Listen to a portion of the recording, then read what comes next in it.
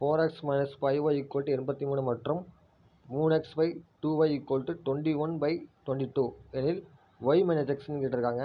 இது எப்படி சால்வ் பண்ணலான்னு பார்க்கலாம். 3x by 2y equal to 21/22 கொடுத்துருக்காங்க.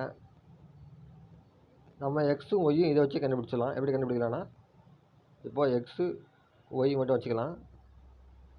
21/22 இந்த 3/2 அதை மட்டும் நம்ம வந்து தலைகீழ இந்த பக்கம் வந்து இருக்கலாம், இந்த பக்கம் தலைகீழ எழுதிக்கலாம். இந்த பக்கம் 2 வந்து பகுத்தில் இருக்குது. ஸோ இங்கே மேலே எழுதிக்கலாம், பெருக்கல்ல போட்டுக்கலாம். இங்கே பெருக்கல் இருக்குது, கீழே வகுத்தில் போட்டுக்கலாம். ஒன்றும் இல்லை, 3/2ங்கிறத இந்த பக்கம் வரும்போது நம்ம 2/3ங்கிறத மாற்றிக்கிறேன், வேறு ஒன்றும் இல்லை. இப்போ இதுக்கு இது கேன்சல் பண்ணோம்னா 11, இது கேன்சல் பண்ணோம்னா 7.